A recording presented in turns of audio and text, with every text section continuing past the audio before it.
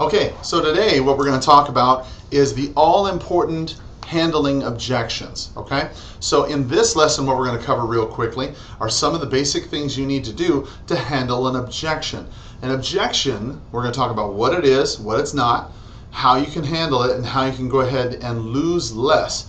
You don't need more leads, you just need to lose less. Okay? And handling objections is the great way to do it. So let's talk about that. If you got your notebook out, go ahead and pull it out, and let me give you a couple quick tips on how you can handle some objections that you may come across in your wholesaling business. Okay? So first of all, understand that in handling objections, okay, you need to understand that there's a direct correlation between the strength of your presentation and the amount of rejections or objections that you get. Okay, so if your presentation is really weak, for example, a lot of you texted me or PM'd me or whatever and told me that you've been using some of the skills, to prospect. You get these leads coming in, you do some lead follow-up like I taught you, you find out what their kind of motivation is, then you try to apply a skill that to try and solve that problem through pre-qualifying, see if it's something you can help, and then, if necessary, take a presentation. Now the next step, okay, is this issue of handling objections. And you have to understand that the stronger your presentation is, the more confident you appear that you know exactly what to do. That's why this buyer mentality is so strong, because when you come across as you know exactly what to do, even if you don't, then they believe in you. They stop asking questions. They'll stop giving you problems, okay? So understand there's a direct link between the strength of your presentation and the correlation of how many objections you get, okay? Now, number two, since the objections never really change, they've been around forever. If you thought you're the first wholesaler that just picked up an iTunes or an iPod or whatever and got this education, and this is the first time you ever heard this, objection before, I got bad news for you. The Bible itself says, the Song of Solomon says, there is no new problem under the sun. So every problem that you've ever come across, every objection you've ever heard, every scenario has been come up with by somebody somewhere before. So all you got to do is find out what the answers are. Okay? And I want you to understand just how powerful this really is. You come into this scenario where you think it's a brand new thing, where it's a brand new objection. Oh my goodness, I never heard that one before. What do I say? Guess what? The longer you're in this business, okay, the more frequently you hear the same things over and over and over again. If you don't know the answer to a question, okay, write it down, ask a couple wholesalers on the forum or on YouTube or whatever and get an answer for it. So for example, if they say something to the effect, well, we think we'll just list it with our neighbor or our friend, or we'll just sell it to a friend, or we'll just keep it, or we'll just rent it. Those are all objections, okay? So that brings up the question, what is an objection? Here it is. The simplest definition for an objection that I have ever heard is, put it this way. You want to write down objection dash a question in the mind of the prospect that just needs to be answered. That's all it is. It's an objection. Okay? An objection is nothing more than a question in the mind of the prospect before they do business with you. So the natural implication there is that if for some reason they're objecting to what you have to say, then you should be happy. You should be like, yes, thank God they finally are starting to get it. Because now, if they weren't even interested, they would never give you the objection. Cut and dry. If they weren't interested in doing business with you, then they wouldn't even waste the mental energy to give you an objection like, well, yeah, but what do I do about my house because I got a lot of stuff to move out? That's an objection. Had they not considered doing business with you, then this wouldn't even be an objection. They wouldn't even bring it up. They'd be like, oh, okay, well, we'll get back to you. Okay? So whenever you hear an objection, instead of being disempowered or scared or upset, oh my God, hell, that's what they said.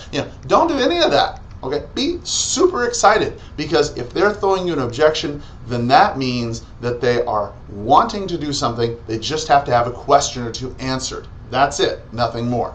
Learn what the answers are to the questions, you'll get paid. You'll lose less. You don't need more, you need to lose less. Now, what is a condition? Condition, on the other hand, if you want to write this down, a condition is anything, okay, that physically or whatever prevents them from doing it.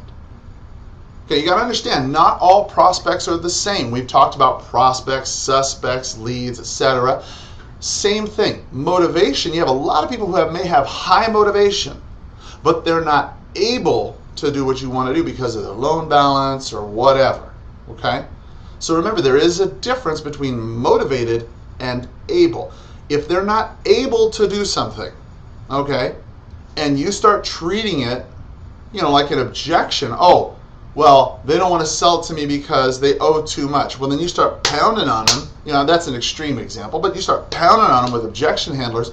You're not getting anywhere. You're spinning your wheels. You're wasting your time. You're making them feel bad. You're making yourself feel bad because now you're twisting people's arms into things.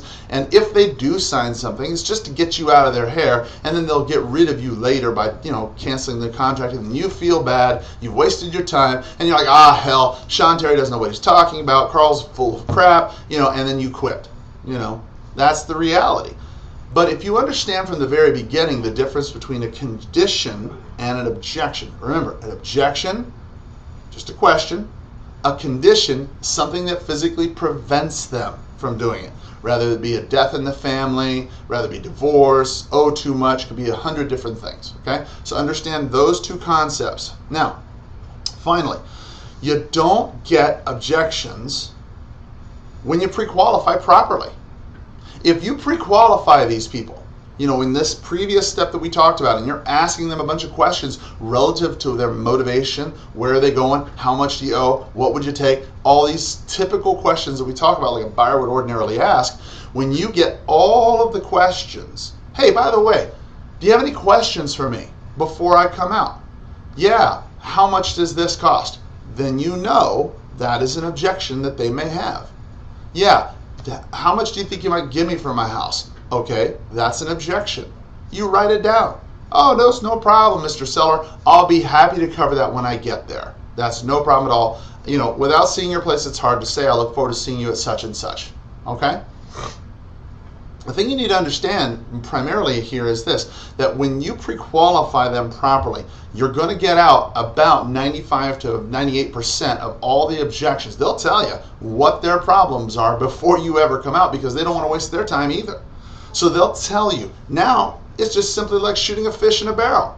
That's how you lose less. You find out what the problems are before you ever get there.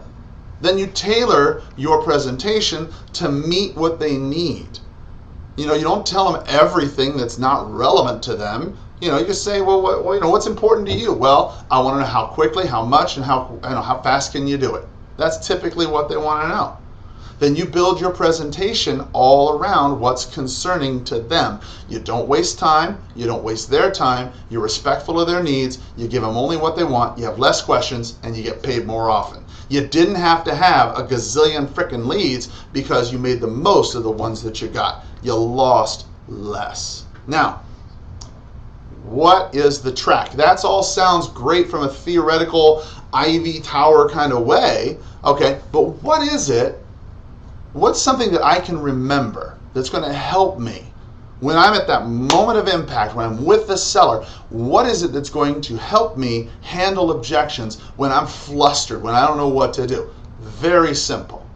All you got to do is remember a couple words. The first thing you want to remember is cushion it. C, cushion it, okay? Cushion it.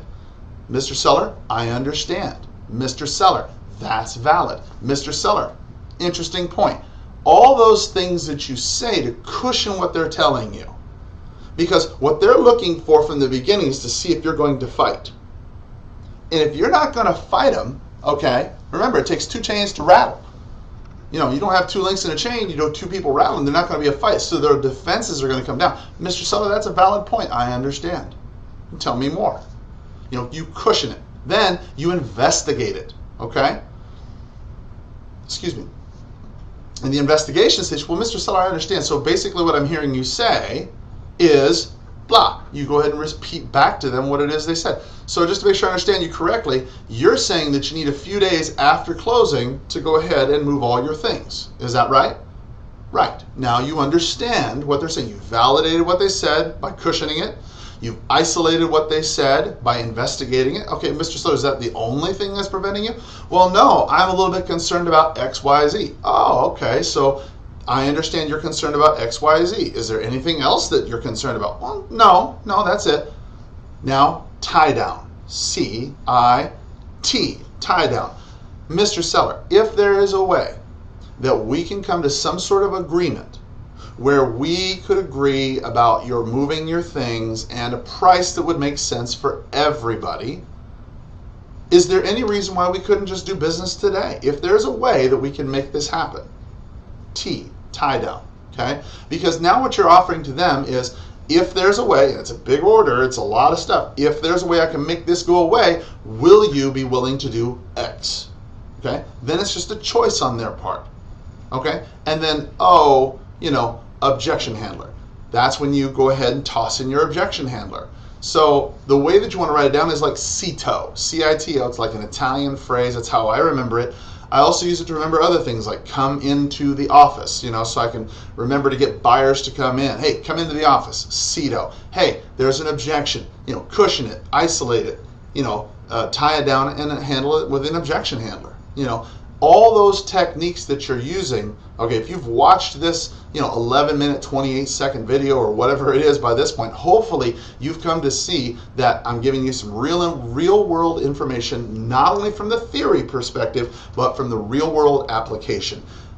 All you got to do in this business, honest to God, you don't need more, you need to lose less. Swing with a big bat, get that skills to where it's huge. When your skill set is huge, think of the buyer, like we keep talking about, the seller, their motivation's like a ball. It's coming at you.